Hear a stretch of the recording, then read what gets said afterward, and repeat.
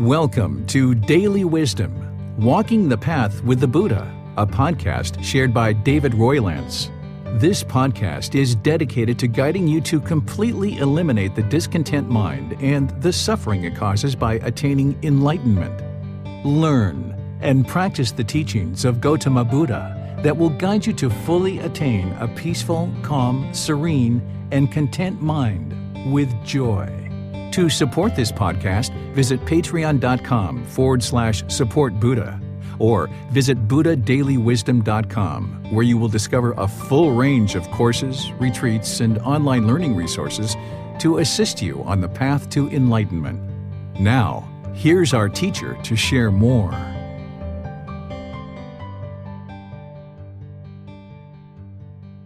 Sawadee Kap. Hello and welcome to Daily Wisdom, Walking the Path with the Buddha.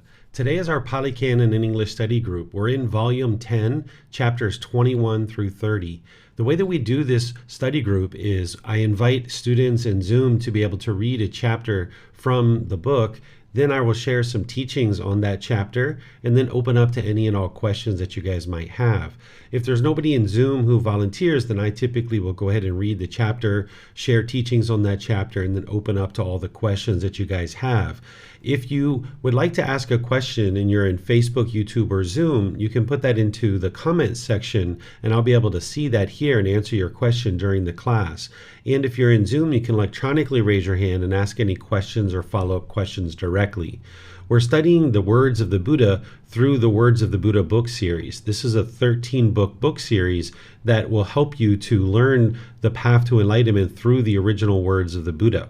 The first volume helps you to develop a really nice foundation, and then the volumes 2 through 13 will kind of provide this filling in of this framework that you might develop through learning first through volume 1, developing a framework, then volumes 2 through 13 will fill in this framework and help you more readily be able to understand the path to enlightenment so that you can learn it, you can reflect on it, and then you can practice it and start experiencing the results.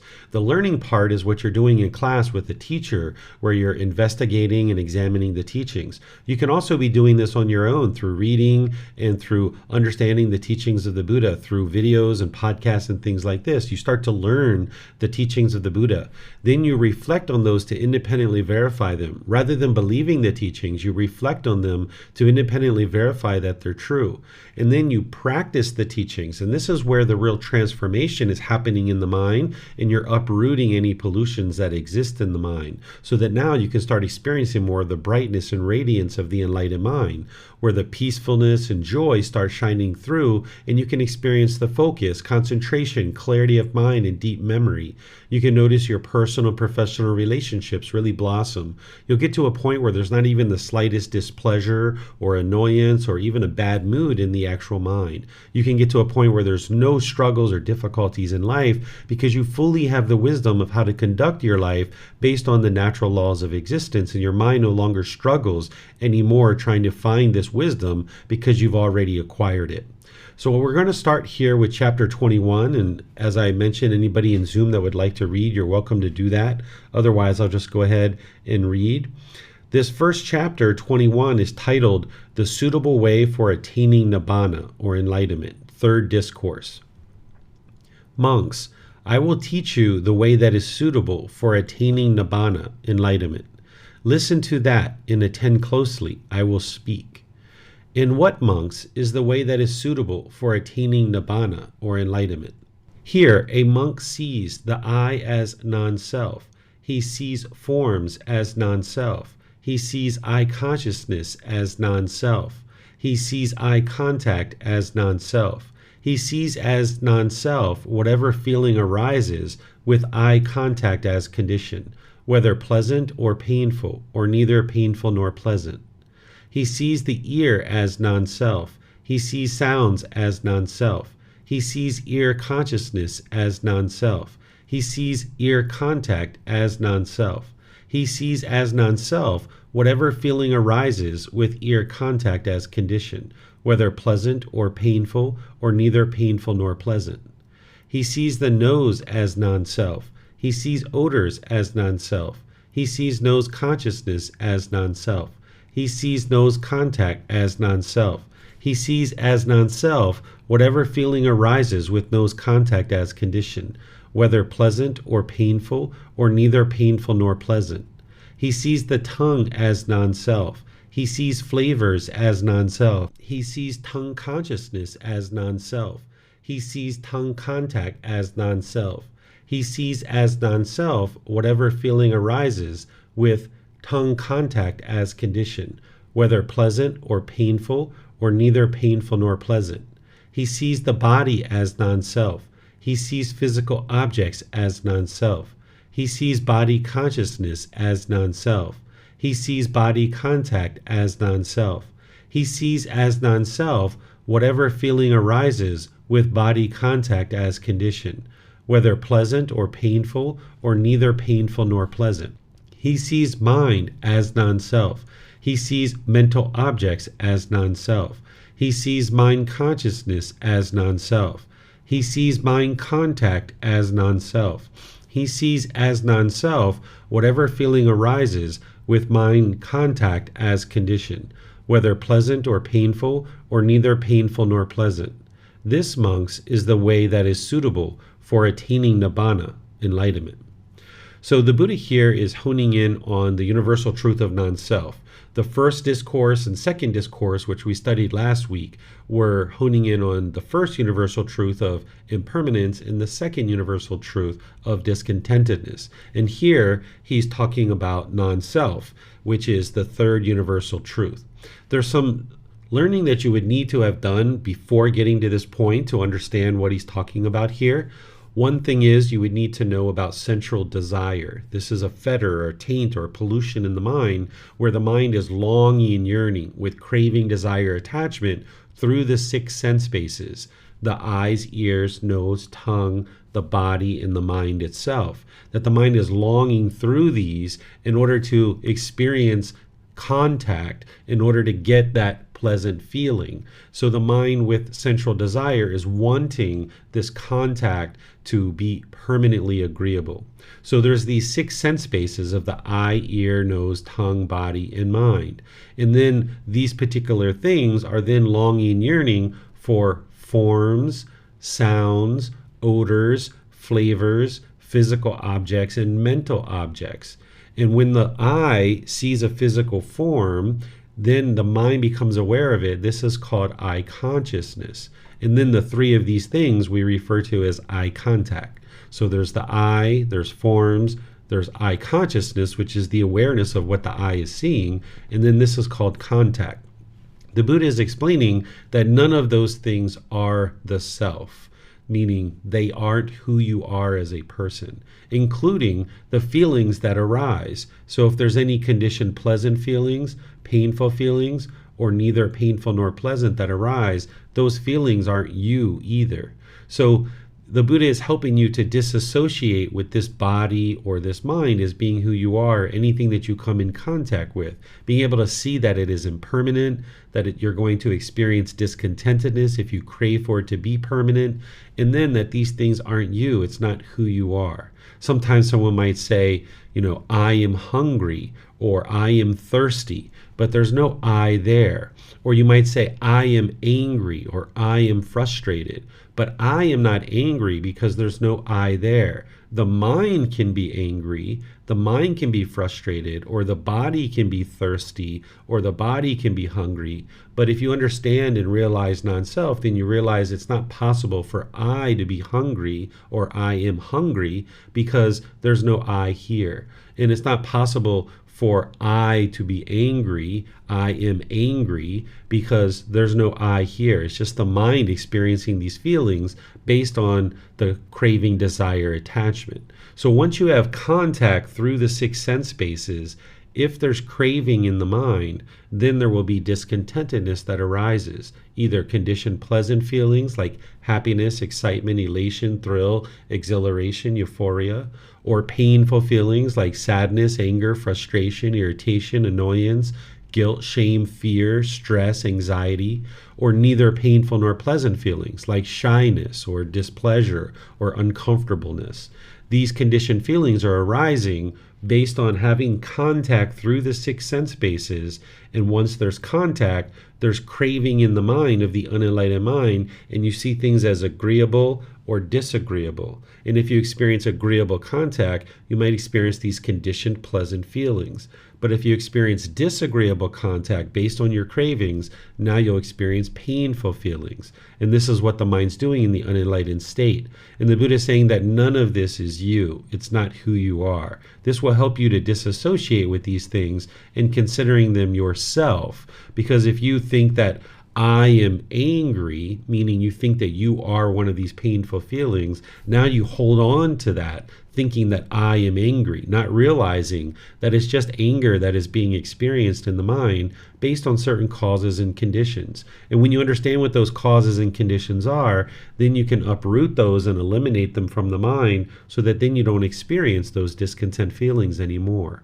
That's what this path is all about, seeing this cause and effect, or action and result, the results of your decisions. By allowing craving to continue to exist in the mind, you will then experience these conditioned pleasant feelings, painful feelings, or neither painful nor pleasant feelings. But you can get beyond this in the enlightened mind, where you're experiencing the unconditioned happiness or the unconditioned joy that is just always there and always present.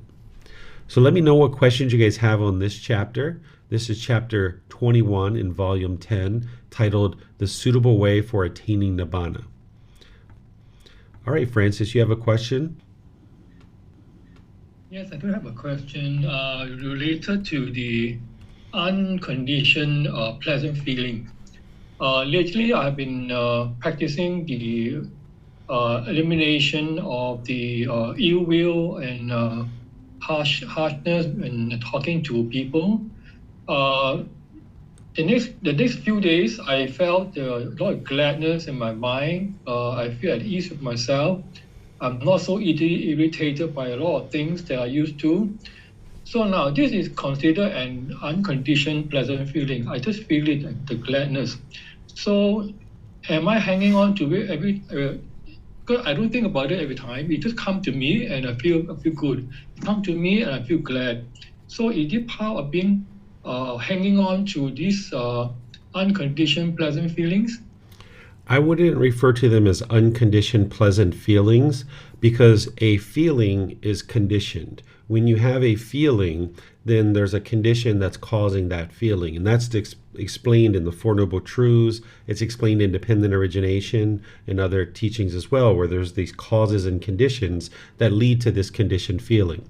What I would describe you're experiencing, based on what you're sharing with me, are unconditioned mental qualities. This gladness that you're experiencing is an unconditioned mental quality. That it's not glad because it's sunny. It's not glad because you got a new car. It's not glad because of your bank account. It's just glad for the sake of being glad. There's no condition that's causing it. This is an unconditioned mental quality. And these qualities can be permanent, but until they're permanent, they're going to come and go. But there's still these unconditioned mental qualities that it's kind of like it gets turned on and you experience it for a few hours or a few days or a few weeks. And then because your mind's not fully enlightened yet, it's not completely purified, that unconditioned gladness will just go away. It's like a light bulb going out. And then there'll be this discontentedness that arises based on some craving, desire, attachment you have. But when you eliminate more and more of these craving, desires, attachments, the amount of time that you're experiencing these unconditioned mental qualities becomes longer and longer and longer.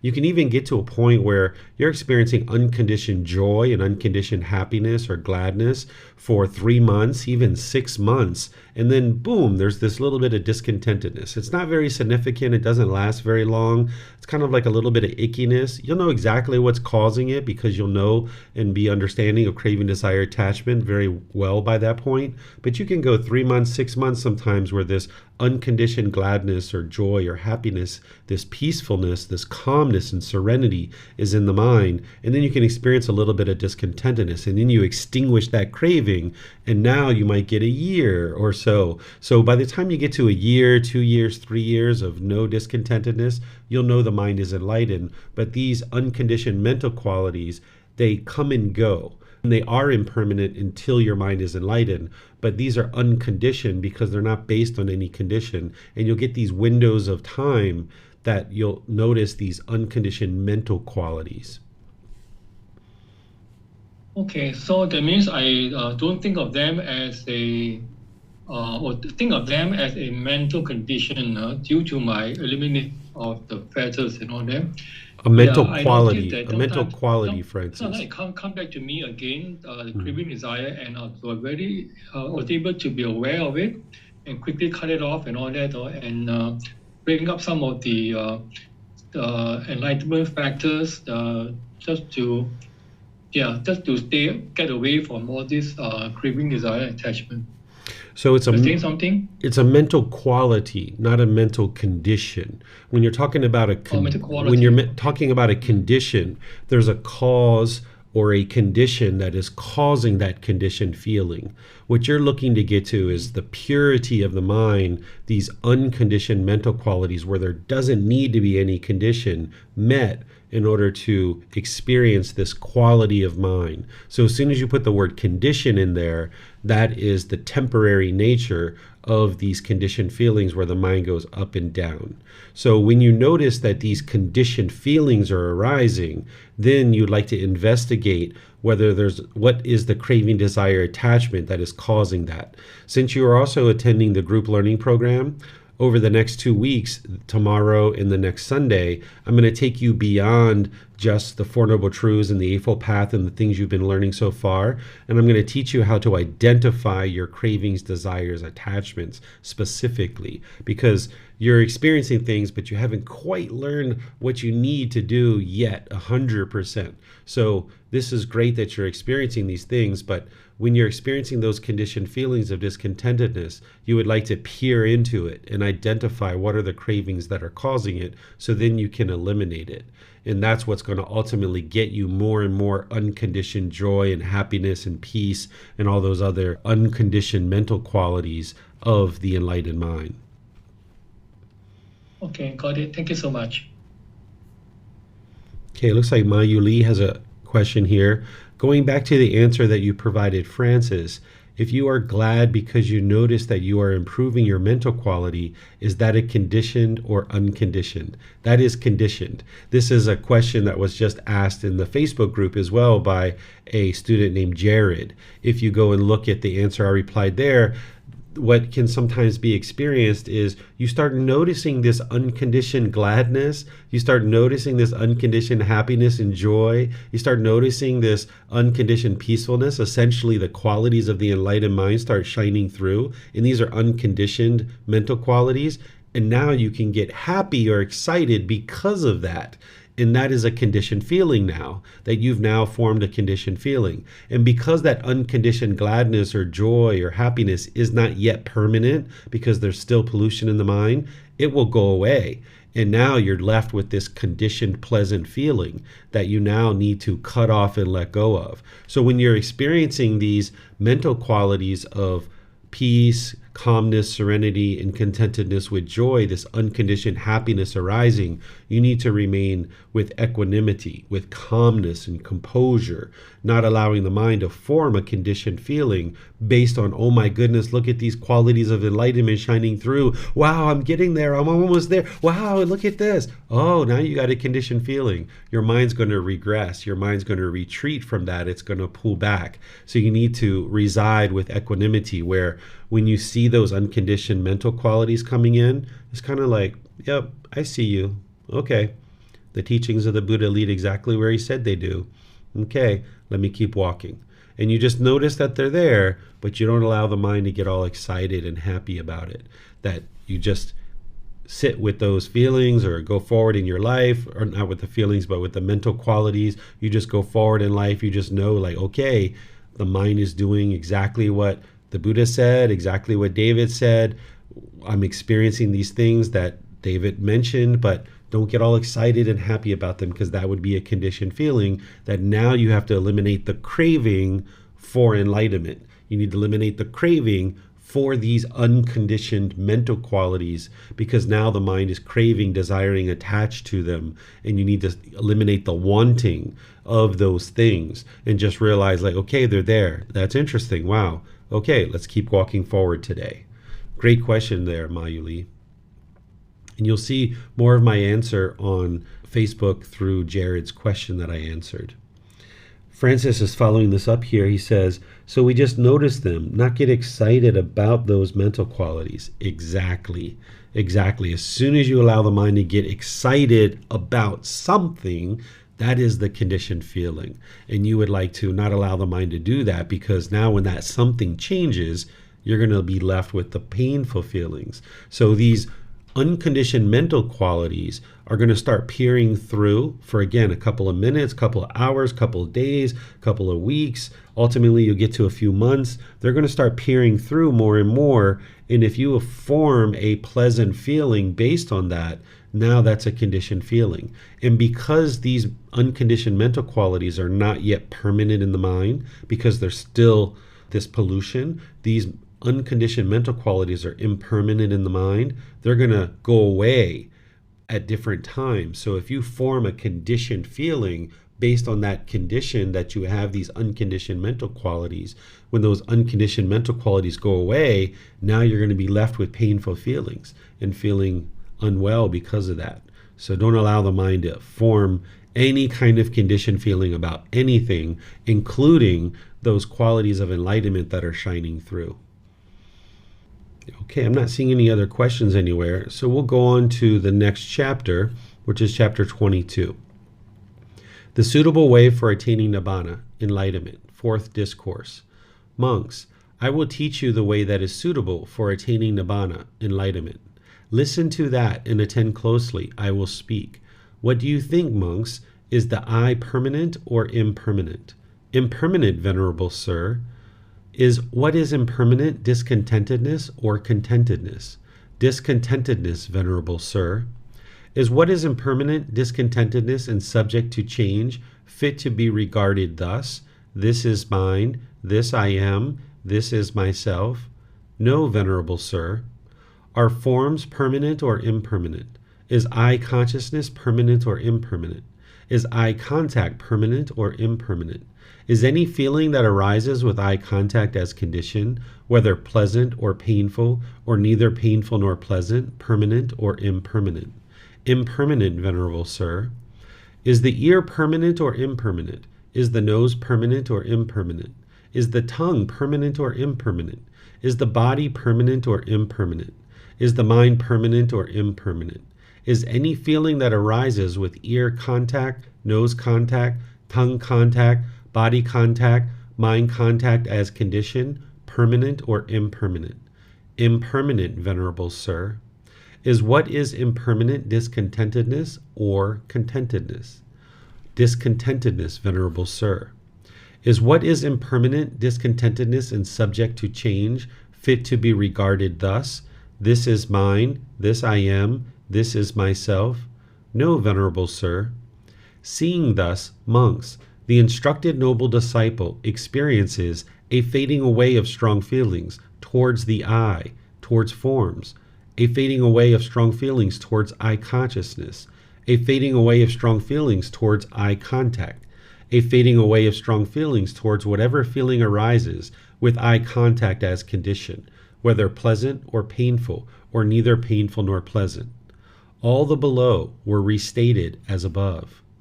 He experiences a fading away of strong feelings towards the ears, towards the nose, towards the tongue, towards the body, towards the mind, towards whatever feeling arises with mind contact as condition, whether pleasant or painful, or neither painful nor pleasant. Experiencing a fading away of strong feelings, he becomes free from strong feelings. Through freedom from strong feelings, his mind is liberated. When it is liberated, there comes the knowledge, it's liberated. He understands, destroyed is birth, the holy life has been lived. What had to be done has been done. There is no more for this state of existence. This, monks, is the way that is suitable for attaining Nibbana, enlightenment.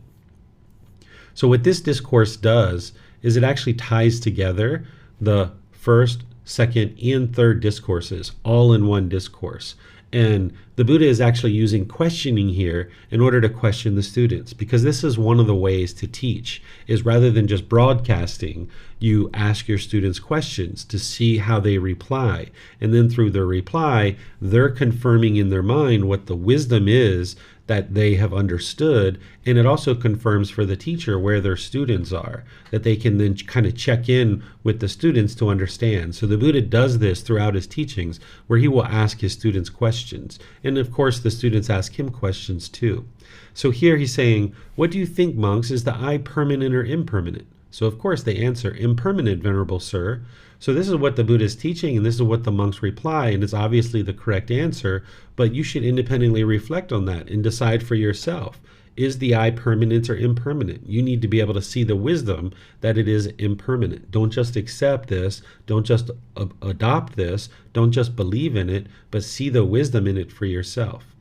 Then is what is impermanent discontentedness or contentedness? Because if you have craving in the mind, and there's an experience where the mind is now experiencing impermanence, is it going to produce discontentedness or contentedness?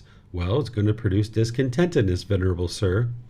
Is what is impermanent in discontentedness subject to change, fit to be regarded thus? This is mine, this I am, or this is myself. In other words, is what is impermanent, what is discontentedness? Is this yourself? Is this who you are? These impermanent things, the body, the mind, and all these other objects around you, is that who you are? No, Venerable Sir. Is this discontentedness you experience, the pleasant feelings, painful feelings, neither painful nor pleasant, is this who you are? Is this mine? Is this the self? No, Venerable Sir. So all these things that are subject to change and all these discontent feelings, this isn't you? Is that what you're saying? Yeah, that's what they're saying. So none of that stuff is the self. And then the Buddha goes through forms, goes through eye consciousness, eye contact, any feeling that arises, and it's all the six sense spaces. Are these things permanent or impermanent? All these things are impermanent. Is the ear itself, or the nose itself, or any of these other six sense spaces, the eye, ear, nose, tongue, the body, or the mind, are they permanent or impermanent? Is the contact that you experience through these sense bases, is it permanent or impermanent? It's impermanent, Venerable Sir. And this is really important that you see these things as impermanent, because what the unenlightened mind is doing is it's craving permanence, because it has this confusion, it has this misunderstanding, it has this misperception, it has this unknowing of true reality, this ignorance or this delusion. And what you're trying to do is arise the wisdom and be able to see this more and more clearly, so that when you see the mind chasing after something, that you already know, like, why am I chasing this impermanent thing? It's not going to provide any lasting satisfaction. It's not going to provide permanent joy or permanent peacefulness. So why would I keep chasing this impermanent thing that the mind's chasing?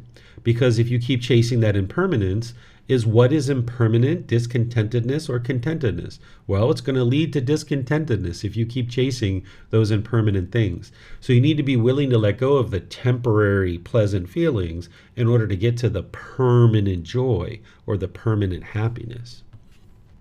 Is what is impermanent discontentedness and subject to change fit to be regarded thus? This is mine, this I am, this is myself. No, Venerable Sir, none of these things, the eye, ear, nose, tongue, the body, the mind, none of these things are you. It's not who you are. And you'll need to be able to see that more and more clearly. And then this instructed noble disciple, if somebody understands these things and you're practicing these things, then you're going to experience a fading away of strong feelings towards the I in forms. So now the things that you see, where once you were chasing after that brand new pair of shoes, you were chasing after that beautiful man or beautiful woman, you were chasing after that beautiful car, that bigger house, more money. Instead of chasing after these things, you know that these things are impermanent, so why keep chasing after? So you feel this fading away of these strong feelings towards these things, and you no longer chase them. Instead, you just pursue things as a goal, an objective, or interest, rather than chasing them, thinking they're going to provide some kind of lasting satisfaction or some kind of fulfillment. So now when you experience this fading away of strong feelings through the 6 sense spaces, now experiencing that fading away of the strong feelings, you then become free of strong feelings. This is the transitioning that you experience, that at one time you were off the path, chasing things through craving, desire, attachment. Now you're on the path, you're training your mind, you experience this fading away, this gradual fading away over time. And then eventually you get to the point where the mind becomes completely free of these strong feelings, of those conditioned pleasant feelings, painful feelings, neither painful nor pleasant. In becoming free of those strong feelings, now the mind is liberated, meaning it's enlightened, it's free. No longer can the mind be shaken up. It's stable, it's steady. It's not being shaken up anymore. When the mind's liberated or enlightened, you know that it's liberated. There comes the knowledge, yeah, you know it's liberated because it's been 1 year, 2 years, 3 years. You haven't experienced any discontentedness, nothing but peace and joy in your life. There's no struggles, there's no difficulties. Everything is at ease, everything's cool, everything's peaceful. And then having gotten to enlightenment, then you will understand destroyed is birth. You're no longer going to experience continuous rebirth because you've eliminated the causes and conditions that lead to discontentedness, which is namely craving, anger, and ignorance. And having eliminated those craving, anger, and ignorance, it's craving that leads to rebirth. That's the cause and condition that not only leads to discontentedness, but it leads to rebirth too. So you'll know that you're never going to experience another existence in the cycle of rebirth. So you'll know that because you'll see that the mind has reached this complete liberation and this peacefulness. You'll know that you've lived this holy life, that you're completely cultivated the wisdom, and you're living this holy life where there's no calamity around you. Everything's at peace, everything's calm, serene. What had to be done has been done. You've applied the diligence. You've applied the dedication, the determination. You did what you needed to do. You learned the teachings, you reflected on them, and you practiced them. Lots of meditation, lots of learning. You've now attained what's called final knowledge, where you fully understand the path to enlightenment and you fully implemented it in your life, and you've completely purified the mind. What had to be done had to be done. And then you'll know there's no more for this state of existence. You've learned everything you need to learn here in this world. You're not holding on to this world anymore. You've escaped the cycle of rebirth. This is your last life. When you die, or when the body and the mind break up, you will experience the complete liberation where you'll experience final enlightenment. The Buddha doesn't explain once you attain enlightenment what comes next after that, but you definitely won't be experiencing a further existence in the cycle of rebirth. So that's how one slowly gets to enlightenment. And of course, it's the Eightfold Path, it's meditation, it's practicing generosity and mindfulness and all these other teachings, developing loving kindness, compassion, sympathetic joy, equanimity, all these different things. It's not just this discourse that you would need to learn. Any questions on anything that's shared here? You can put that into Facebook, YouTube, or Zoom, or you can raise your hand in Zoom and ask any questions you like. Okay, it looks like Biplop has a question here. Sir, is it wise to avoid to depend on contact in order to avoid arisen pleasant feeling or unpleasant feelings? I'm not sure what you're sharing there, Biplop, or asking. Is it wise to avoid to dependent on contact in order to avoid arisen pleasant or unpleasant feelings?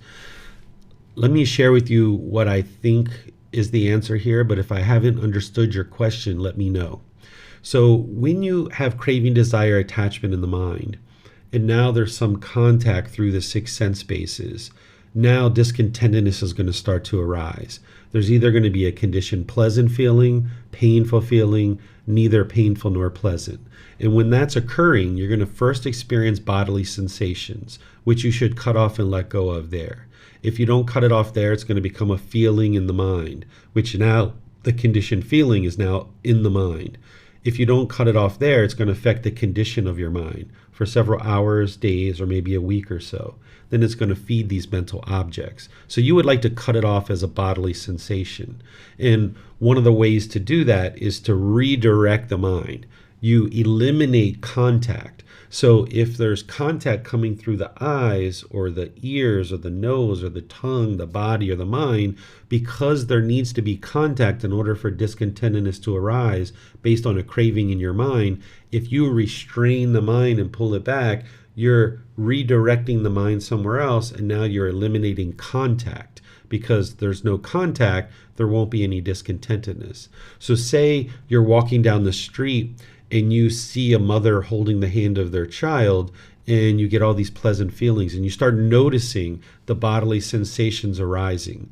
What I would encourage you to do is redirect the mind, look somewhere else. Even though that's a really wonderful thing, and someday you will be able to look at that and not get the conditioned pleasant feelings, right now at that particular time, you've got a craving in your mind. It's arising conditioned feelings of pleasant feelings, and it's best to break contact and look somewhere else. And then the same thing is true as if you turn the corner and you see a parent slap their child across the face and you're noticing the painful feeling starting to arise. You would like to redirect the mind and look somewhere else and cut that off, restraining the mind, eliminating contact so that you can now restrain the mind. And over time, you eliminate the cravings that are in the mind. And now your mind can reside calm and peaceful and joyful despite what's going on around you. You can get to that unconditioned mental quality. And there's other situations like this, other examples that we could describe. Like if you're walking in the mall, you see a brand new pair of shoes and you notice that the conditioned pleasant feelings are starting to arise. You would like to redirect the mind, break contact, walk in the opposite direction, go on the escalator, go somewhere else, break contact. Or say you go in the store and you ask for the pair of shoes and they don't have your shoes, and you notice the frustration starting to arise. You notice the bodily sensation. Break contact.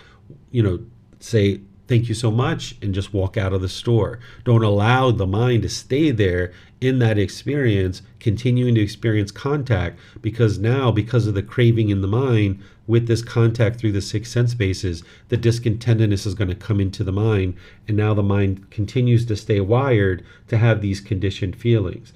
If you can break contact, you're also breaking the ability for the mind to now experience that conditioned feeling.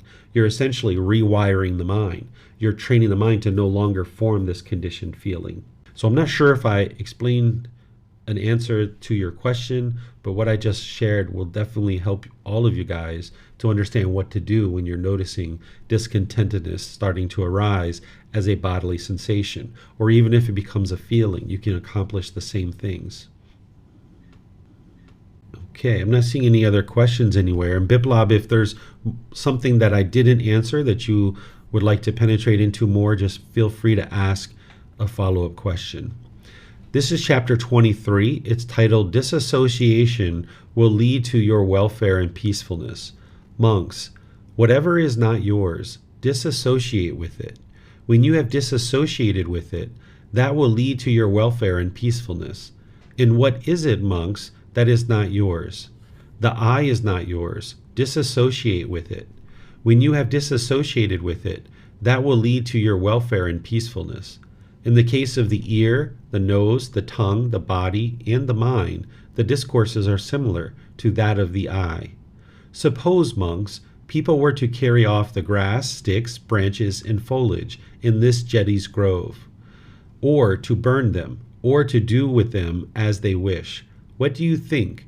People are carrying us off or burning us, or doing with us as they wish? No, venerable sir. For what reason? Because, venerable sir, that is neither ourself, nor what belongs to ourself. So too, monks, the eye, the ear, the nose, the tongue, the body, the mind is not yours. Disassociate with it. When you have disassociated with it, that will lead to your welfare and peacefulness. Okay, so this is helping you to realize non-self, what the Buddha is sharing with you here. What he's sharing with you is none of these things are yours. Nothing belongs to you truly. Those clothes that you're wearing, those aren't yours. They don't belong to you. You're essentially just renting them. You maybe went to the store and you either purchased them or somebody gave them to you, but they're temporary, they're impermanent. So disassociate with it. Don't think of it as these are my clothes, or that mobile phone or that computer or that iPad. It's not my phone or my computer or my iPad or my tablet. These things don't belong to you. They're impermanent. They're only going to be in your life impermanently. They're going to come and go. Whereas if your mind clings to these things, thinking that these are yours and they belong to you, now when impermanence occurs, maybe your clothes get ripped, maybe they get lost, maybe they get eaten up in the dryer or the washer, maybe you lose your phone, you misplace your phone, maybe it gets stolen or something like this, you're going to be discontent in these situations. So you'll need to make wise decisions around these things to use them and use them for your benefit. But over time, they are impermanent. They're going to fade away. They're not going to be with you permanently. So if you can disassociate with them and no longer think of it as my phone, but instead it's the phone, or instead of my computer, it's the computer. Instead of my house, it's the house. This is the place where you live, right? Instead of my car, it's the car. And if you start thinking that way within your own mind, and maybe even speaking that way in some situations, it will help you to disassociate with all these things being mine, mine, mine, mine, mine. My food, my money, my clothes, my job, my wife, my son, my parents. Mine, mine, mine, mine, mine, mine. That's what the mind does when there's craving, desire, attachment in the mind. And the Buddha is giving this analogy to help people during his lifetime see that these things aren't mine, they don't belong to you.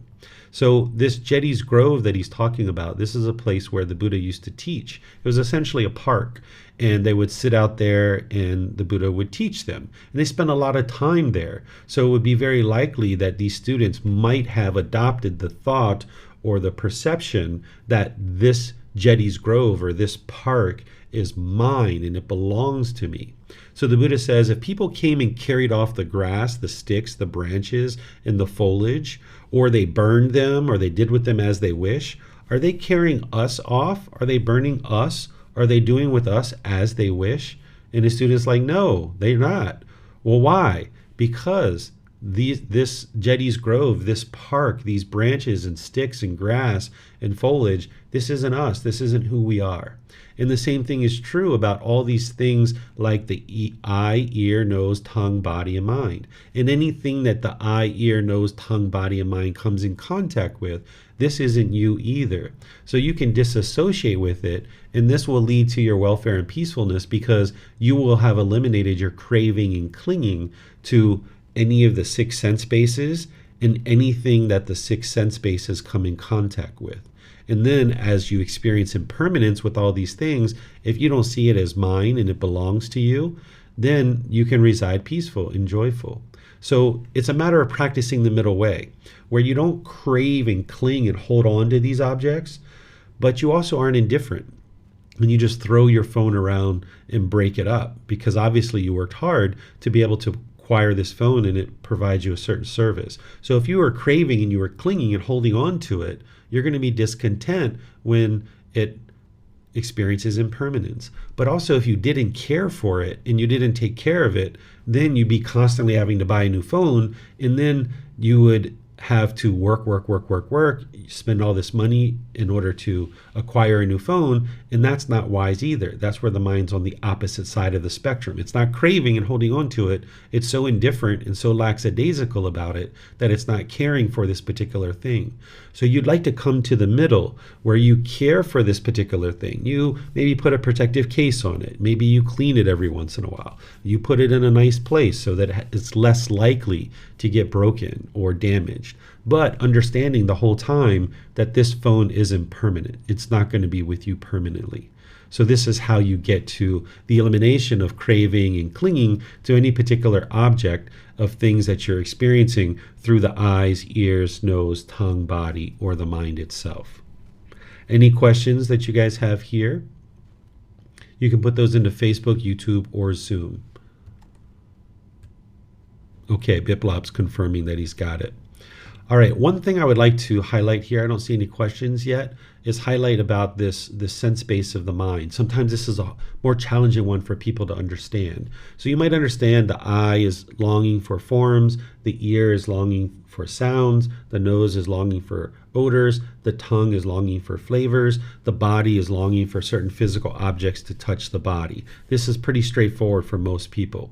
Well, the mind has certain mental objects, certain thoughts, certain thinking, certain things that the mind is longing and yearning. Let's say here in this particular situation, let's say you've had something very pleasurable happening in the past, like maybe you were very rich and very wealthy. And then now over time, impermanence has occurred, and now you don't have very much resources. Well, if your mind is longing and yearning for this wealth that you once had, in the present moment, you're longing, yearning for those pleasant experiences of having all this wealth, and now in the present moment you're experiencing painful feelings because of something from the past. The mind is longing and yearning through the mind itself for this pleasurable experience. And now what the Buddha is saying is disassociate with that. That's not who you are.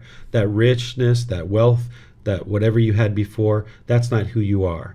And then the same thing if you've had any traumatic experiences, painful things. Maybe you've been physically abused, mentally abused, sexually abused, or you had some other bitter or harsh thing that occurred in your life.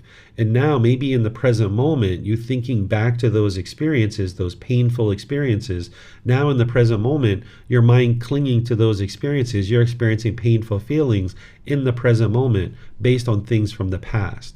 You haven't had any contact through the eye, ear, nose, tongue, or body at this point in time in the present moment.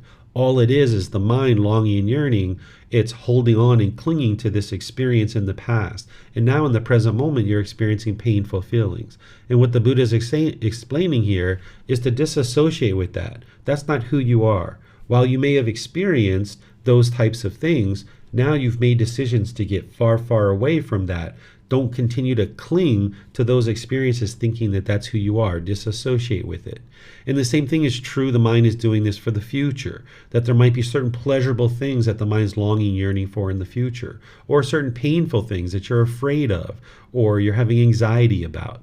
And you need to bring the mind into the present moment. No longer cling and crave for those types of things, because otherwise your mind's going to be discontent in the present moment based on longing, yearning for pleasant or painful things to occur or will occur in the future. So disassociate with all of those things, that's not who you are. And now this will be very helpful for your welfare and peacefulness for a long time. So this is how you can start to understand the sense base of the mind. Okay, I'm not seeing any more questions, so we'll move on to the next one, which is chapter 24. This one is titled, The Arising and Elimination of Feeling. Monks, these three feelings are born of contact, rooted in contact, with contact as their source and condition. What three? Pleasant feeling, painful feeling, neither painful nor pleasant feeling. Independence on a contact to be experienced as pleasant. Monks, a pleasant feeling arises. With the elimination of that contact to be experienced as pleasant, the corresponding feeling, the pleasant feeling that arose in dependence on that contact to be experienced as pleasant, is eliminated and subsides. In the case of painful feeling, neither painful nor pleasant feeling, similar discourses were spoken by the perfectly enlightened one. Monks, just as heat is generated and fire is produced from the conjunction and friction of two fire sticks, but when the sticks are separated and laid aside, the resulting heat is eliminated and subsides. So too, these three feelings are born of contact, rooted in contact, with contact as their source and condition. In dependence on the appropriate contacts, the corresponding feelings arise. With the elimination of the appropriate contacts, the corresponding feelings are eliminated. So here, this is what I was just describing to Biplab as redirecting the mind. When you eliminate contact, you eliminate the ability for the craving to arise. So with the eye, ear, nose, tongue, and body, you're maybe physically moving the mind to another place, physically moving the body, redirecting it. With the mind itself, when it's longing, yearning for the past or the future, you've got to internally cut that off and let that go. You also are internally cutting it off and letting it go when you're experiencing contact through the six sense bases.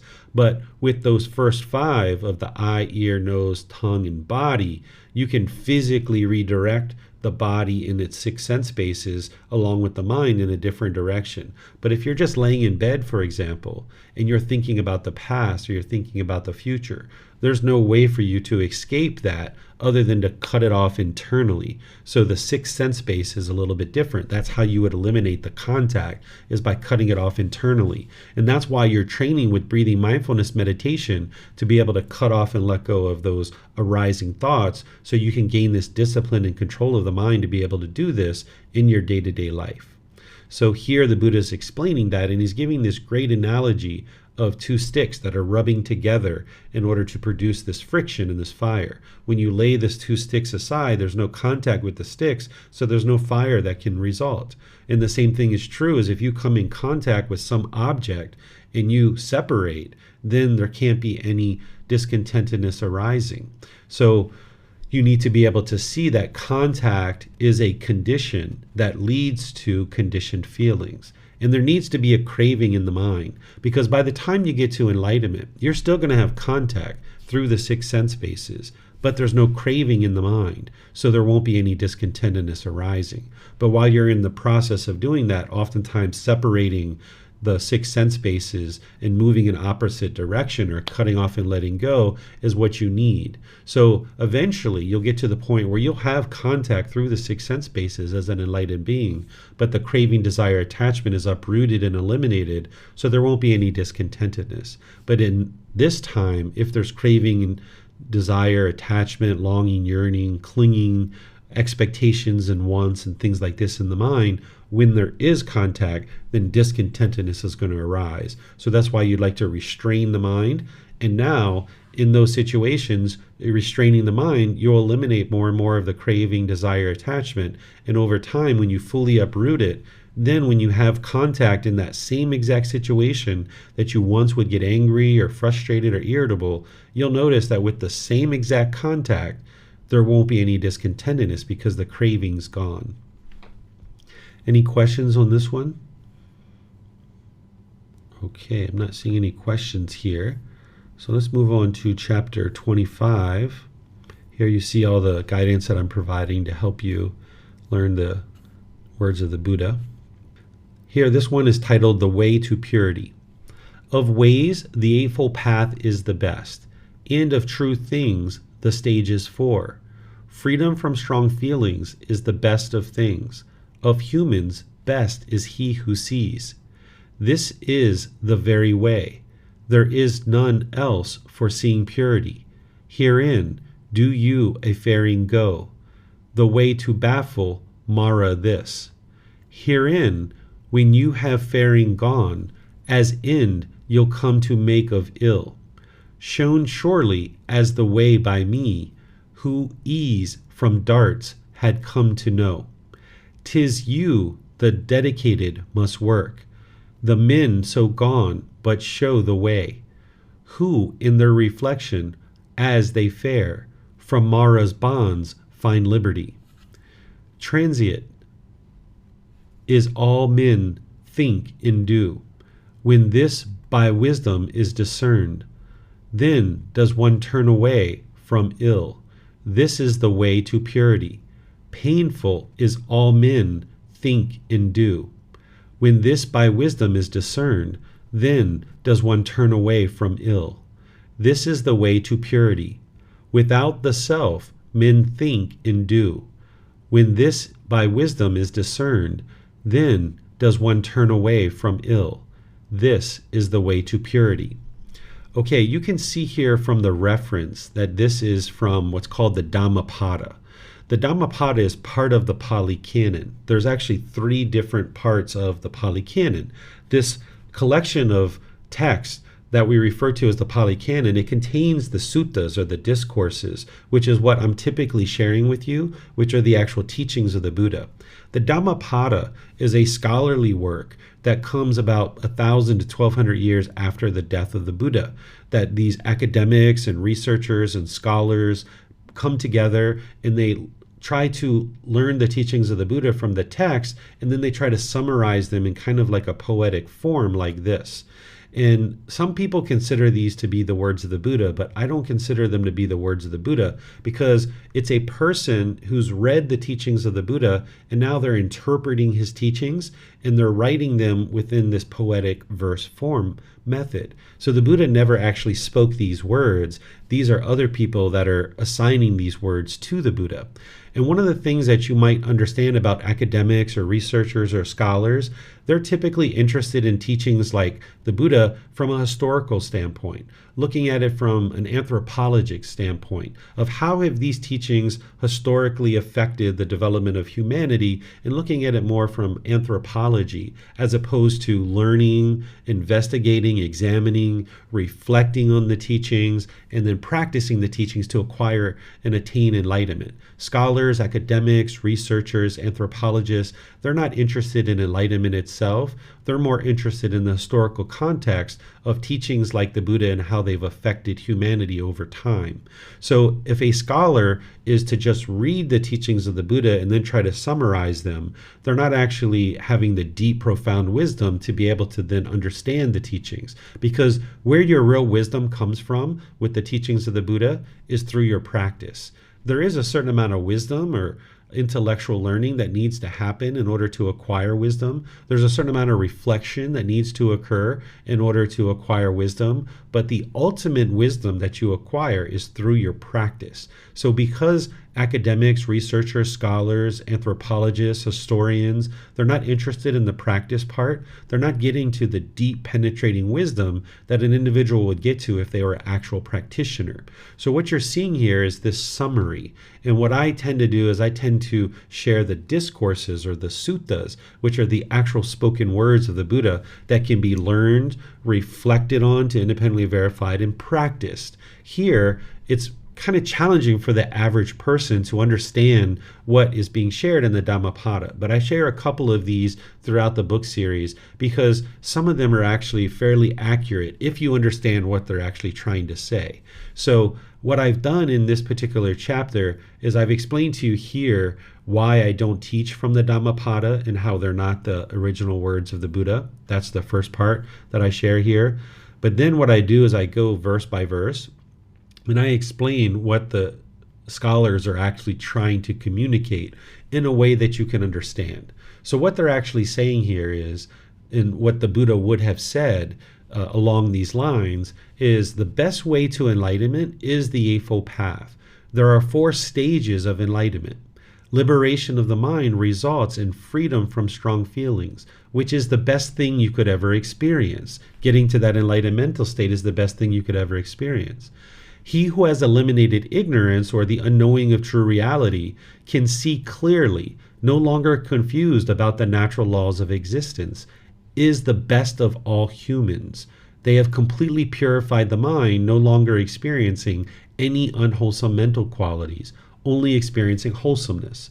So even though the Buddha here is saying of humans, or at least the scholars are interpreting the Buddha to say, of humans best is he who sees, what the Buddha is actually saying is anybody who's cultivated the wisdom to get to enlightenment, this is like becoming a better and better human being.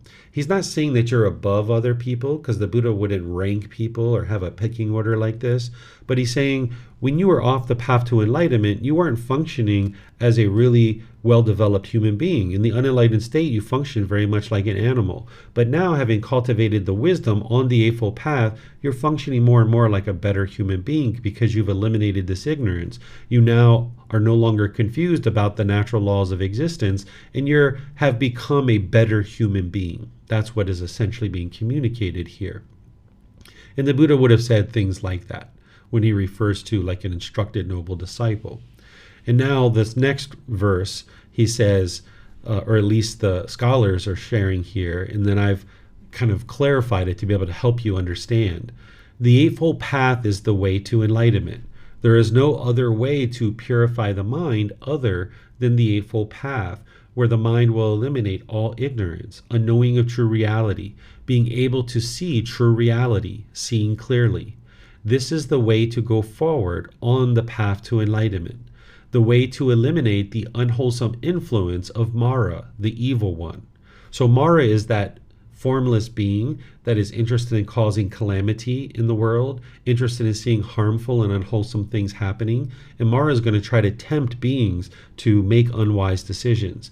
Ultimately, it's each individual being making certain decisions, but Mara is going to be there trying to tempt you and trying to lead you towards these unwise decisions to produce calamity and unwholesome things in the world. When you have gone forward on the Eightfold Path, you can eliminate all desire to cause harm. I have shown you the path to enlightenment through these teachings, where you will come to understand the ending of painful feelings. Then you must have dedication to do the work. Those who have eliminated discontentedness have attained enlightenment, will show the way to enlightenment. Through reflecting on the teachings to acquire wisdom as they walk forward, they will experience liberation of mind, freedom from strong feelings, and escape the bonds of Mara, the evil one. All that human beings think and do is impermanent. Understanding the wisdom of the universal truth of impermanence, that is when one can turn away from harming others to practice harmlessness. This is the way to purify the mind, through understanding the universal truth of impermanence. This is the very first teaching on the path to enlightenment, that you would need to understand the universal truth of impermanence.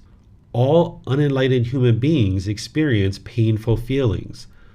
Understanding the wisdom of the universal truth of discontentedness, that is when one can turn away from harming others to practice harmlessness. This is the way to purify the mind through understanding the universal truth of discontentedness. So this is the second teaching that you would learn on your journey to enlightenment. All that human beings think and do is not the self, as there is no permanent self. Understanding the wisdom of the universal truth of non-self, that is when one can turn away from harming others to practice harmlessness. This is the way to purify the mind through understanding the universal truth of non-self. So that's the third teaching that you need to understand to really get on the path to enlightenment, and now move into the Four Noble Truths. So this is what the scholars are really trying to say, but they're saying it in a poetic form because that's the way that the Dhammapada is written. And as you come across these things, you'll understand that the Buddha didn't speak in poetic terms. He spoke very clear, very concise, and very precise. There's very rare occasions where he might have used a little bit of kind of poetic verses, but you can see that it's part of the suttas and the discourses, and there's usually him talking ahead of time where he's kind of leading up to it, and then he'll say a little bit of poetry, and then he'll kind of end with a little bit of kind of real clear, straight talk. But when you see something like this that's just complete poetry, you'll know that it's not the Buddha, because a Buddha speaks very clear, very concise, and very precise. But there is sometimes things that you can learn from these things, and it makes it kind of fun and interesting to be able to penetrate into these things and explore them. So let me know if you guys have any questions on anything I shared here. Okay, so Mayuli has a question here. Sir, is Mara afflicted spirit? Mara is a being that oversees the hell realm and the afflicted spirit realm, much like we might consider God to kind of oversee the heavenly realm. God is a being within the heavenly realm. Mara is a being within the hell realm. And Mara is the most powerful being in the hell realm and in the afflicted spirit realm. So I don't think of Mara as an afflicted spirit. I think of Mara as a being within the hell realm who oversees that realm, is very, very powerful, and also the afflicted spirit realm. And now these beings in the realm of hell and afflicted spirit work on Mara's behalf in trying to tempt people and lure people to do unwholesome and unwise things. Okay. So now we'll move on to the next one since there's no more questions. All right, so here, this is chapter 26. This is the Noble Eightfold Path. And here I typically teach this in all of our foundational programs, the group learning program, the Foundation in the Path to Enlightenment course, and all the other courses and retreats that I teach. I will teach the Eightfold Path because it takes a good 2.5 hours for me to thoroughly teach the Eightfold Path. But when we come across this in the Pali Canon and English study group, I just see if you guys have any questions on any of the steps here. Because typically people who are studying in the Pali Canon and English study group, they've already studied the foundational programs and other courses and retreats that I teach. So I've already shared this with you perhaps at some point. So if you have any questions on any aspect of the Eightfold Path that you're trying to dial in closer and closer, now would be an ideal time for you to ask those questions. So you can put those into Facebook, YouTube, or Zoom, or you can electronically ask your questions through raising your hand in Zoom. Okay, I'm not seeing any questions anywhere. So let's move on to the next chapter, which is chapter 27. This one is titled, Reflection on Every Step Can Be Liberation to Nibbana, Enlightenment. Certainly, monks, I say, fetter destruction or taints depends on the first jhana, the second jhana, the third jhana, the fourth jhana, the sphere of infinite space, the sphere of infinite consciousness, the sphere of nothingness, the sphere of neither perception nor non-perception, the ending of perception and feeling. Monks, it is said, I say, so fetter destruction depends on the first jhana. And for what reason is this said?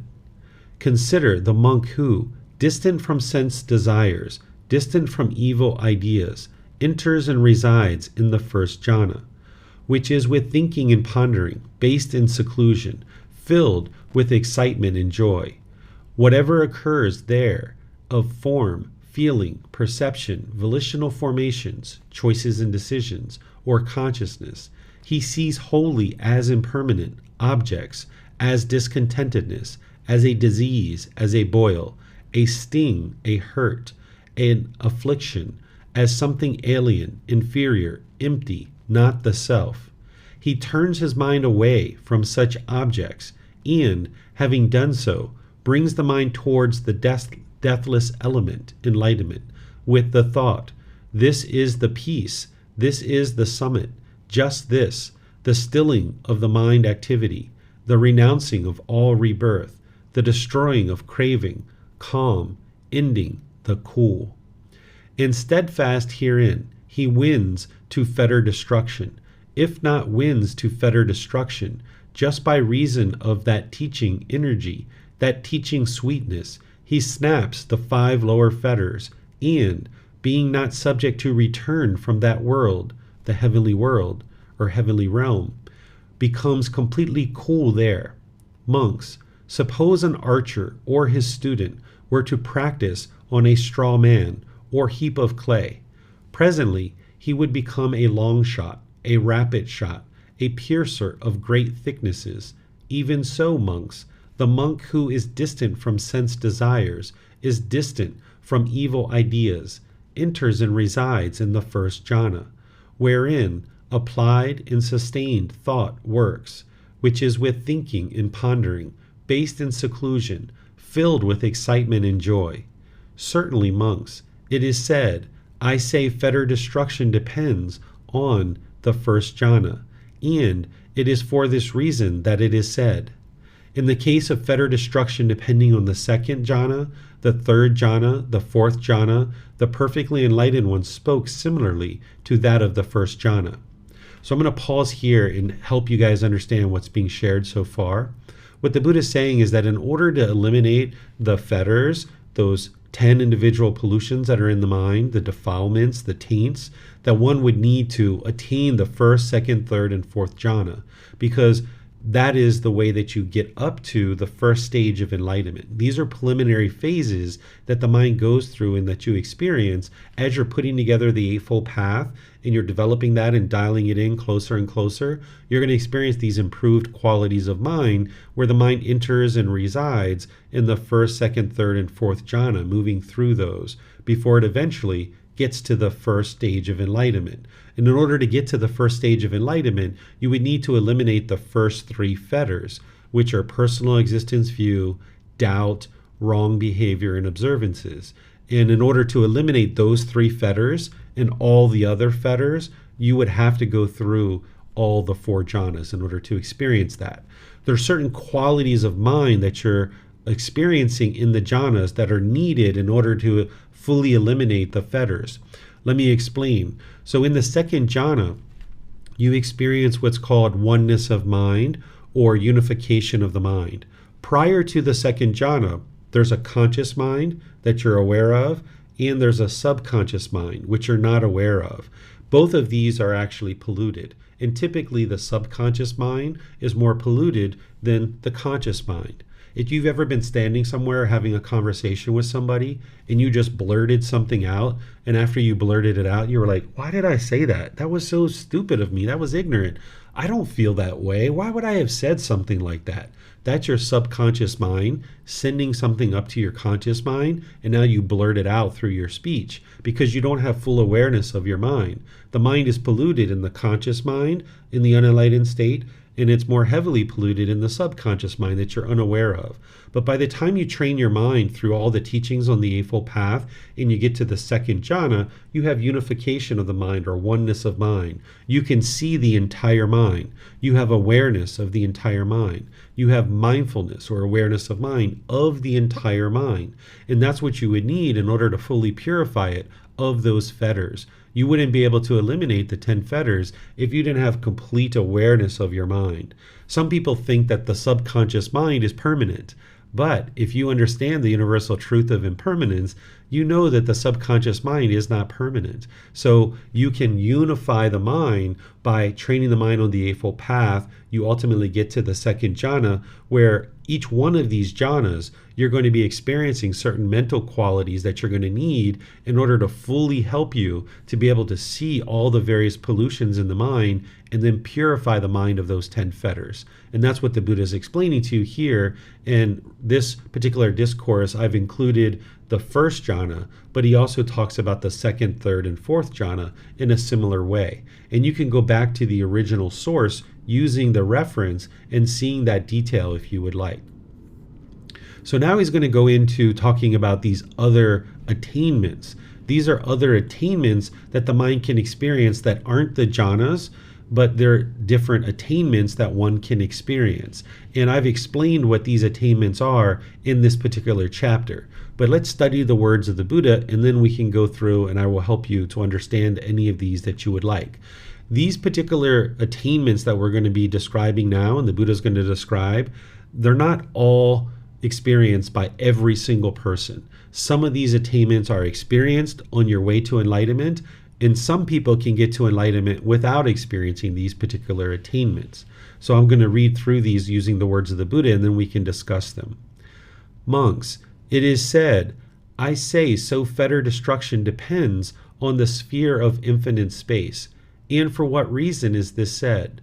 By passing wholly beyond perceptions of form, by the passing away of the perceptions of sense reactions, unattentive to the perceptions of the many, he enters and resides in the sphere of infinite space, thinking space is infinite.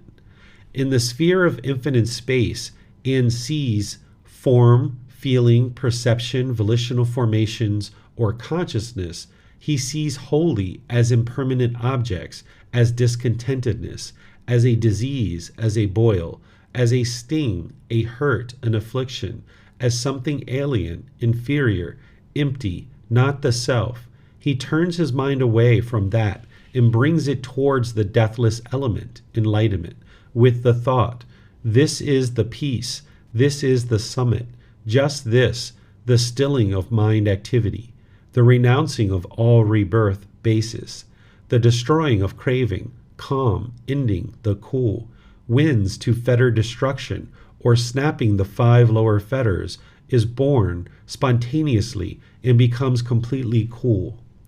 And steadfast therein, he wins to fetter destruction, if not wins to fetter destruction, just by reason of that teaching energy, that teaching sweetness, he snaps the 5 lower fetters, and is born spontaneously, and being not subject to return from that world, heavenly realm, becomes completely cool there.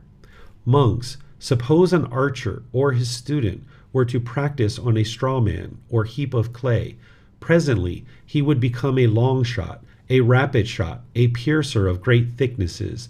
Even so, monks, the monk who, by passing wholly beyond perceptions of form, by passing away of the perceptions of sense reactions, unattentive to the perceptions of the many, he enters and resides in the sphere of infinite space, thinking space is infinite. Certainly, monks, it is said, I say fetter destruction depends on the sphere of infinite space, and it is for this reason that it is said. In the case of fetter of destruction depending on the sphere of infinite consciousness, the sphere of nothingness, the perfectly enlightened one also spoke similarly to that of the sphere of infinite space. Thus, monks, as far as reflection prevails, there is penetrative wisdom.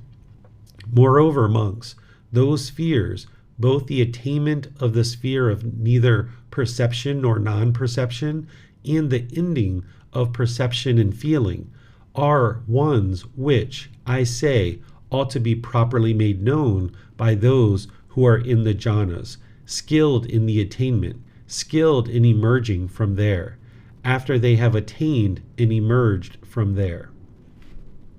Okay, let me know what questions you guys have on this. I tend to not teach these other attainments in a lot of detail. They're in the book series, and I've described them because there's a lot of detail with each individual, with each individual one of these attainments. There's a lot of detail that you need to know about each individual one to know that you've actually experienced these. And I even include in there that there's some people who maybe acquire this particular attainment and others who don't. Or there's one particular attainment that everybody is going to experience. So an example of that is experiencing the observation of your past lives. There's some people who make it to enlightenment who have that experience, that they observe their past lives. But there's other people who get to enlightenment who have never observed their past lives. And this is the nature of these particular attainments, that some people experience them and some people don't. But there's some that everybody experiences. So I detail that in the book series, and you can read about that. So any questions you guys have on any of these, let me know. You can put that into Facebook, YouTube, or Zoom, or you can ask your question in Zoom by raising your hand. Okay, I'm not seeing any questions anywhere, so I'm going to move on to the next chapter. This one is chapter 28. This is the Four Noble Truths in the way that the Buddha taught it. The Four Noble Truths that I teach are a summarized version of this to be able to help you learn it very easily and very readily, and then put it into practice and start being able to experience the results so that you can independently verify it. The words of the Buddha are very detailed on the Four Noble Truths, and it's important for you to learn them in the way that the Buddha taught them as well. The way that I taught them are to help people get started and moving in the right direction, but ultimately you're going to need to learn them through the way that the Buddha taught them. During the lifetime of the Buddha, I suspect that things like the 5 aggregates and other things that he references here were already well known by students, so that when he explains this, that the students already understood. So I explain it in a way that students will already understand it today without having any prior knowledge whatsoever. But during the lifetime of the Buddha, he explained it in a way that his students would understand it based on the nature of the world and what people currently understood at that time. So I'm going to read this to you, and then I'm going to explain it to you in the way that the Buddha taught it so that you will understand it. If you already understand the Four Noble Truths in the way that I taught them, great, that's wonderful. But now let's investigate this so you can understand it in the way that the Buddha taught them. Here, the Buddha explains the Four Noble Truths. Monks, there are these Four Noble Truths. What for? The noble truth of discontentedness, the noble truth of the cause of discontentedness, the noble truth of the elimination of discontentedness, the noble truth of the way leading to the elimination of discontentedness. And what, monks, is the noble truth of discontentedness? It should be said, the 5 aggregates subject to clinging, that is, the form aggregate subject to clinging, the feeling aggregate subject to clinging, the perception aggregate subject to clinging, the volitional formation aggregate subject to clinging, the consciousness aggregate subject to clinging. This is called the noble truth of discontentedness. So here in this first noble truth, the Buddha is explaining the problem, that there's this discontentedness in the mind, and the mind is clinging to these 5 aggregates, which is the body, the feelings, the perceptions, the volitional formations, and the consciousness. And I explain what those 5 aggregates are down here under the first noble truth, that the form aggregate is the physical body, the feeling aggregate are the pleasant feelings, the painful feelings, and neither painful nor pleasant, which are experiences through the 6 sense bases. That when you have contact through those 6 sense bases and there's craving in the mind, now there's going to be a feeling that results. Then there's perceptions, which are the belief or opinion based on how things seem to be in the world. This is your beliefs or opinions. It may be true, it may be false, but the mind has certain perceptions in the unenlightened state about how the world seems to be. Then there's volitional formations, which are choices and decisions that are made. And then there's the consciousness itself, the mind. So what the Buddha is explaining in this first noble truth is he's explaining that the mind is clinging to these 5 aggregates. It's clinging to the physical form, it's clinging to the feelings, it's clinging to your perceptions, your views and opinions of the world. The mind is clinging to your choices and decisions, and it's clinging to the mind itself. An aggregate is oftentimes also referred to as a collection or an element. These are the 5 elements or the 5 collections or the 5 aggregates. This is what describes what a living being is. All living beings are going to have form, feeling, perception, volitional formations, which are choices and decisions, and a consciousness. So here in the first noble truth, he's explaining that you cling to these things in the unenlightened state, and you're going to need to eliminate the clinging to these things. Then he goes on to explaining the cause of the discontentedness. In what, monks, is the noble truth of the cause of discontentedness? It is this craving which leads to renewed existence, accompanied by excitement and desire, seeking excitement here and there. That is craving for sensual pleasures, craving for existence, craving for extermination. This is called the noble truth of the cause of discontentedness. So here he's explaining that the cause of discontentedness is that the mind is craving, it's longing, it's yearning, it's wanting to have this renewed existence. And then there's this excitement that the mind is chasing after, those pleasant feelings. This is the sensual pleasures that the mind is chasing after due to its sensual desires. The mind in the unenlightened state may be craving existence, meaning to exist in this world. The mind is longing, yearning for existence. Or it might be completely on the other side, which is craving for extermination, craving to die, right? These are 2 opposite sides. By the time you get to enlightenment, you can just be content in the present moment, in this existence, without craving it or without craving for extermination. So what's causing this continuous taking up of these 5 aggregates to keep coming into the world over and over and over again is these cravings. That's what's causing you to keep experiencing discontentedness over and over and over again. In what, monks, is the noble truth of the elimination of discontentedness? It is the remainderless fading away, the elimination of the same craving, the giving up and letting go of it, freedom from it, non-reliance on it. This is called the noble truth of the elimination of discontentedness. So here the Buddha is explaining the solution.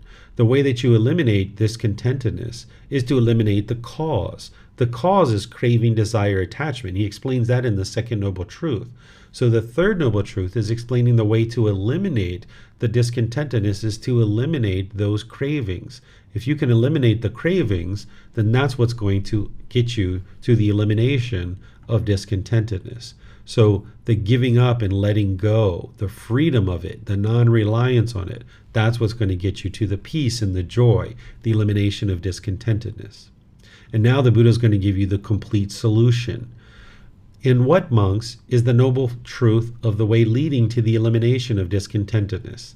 It is this noble eightfold path, that is, right view, right intention, right speech, right action, right livelihood, right effort, right mindfulness, right concentration.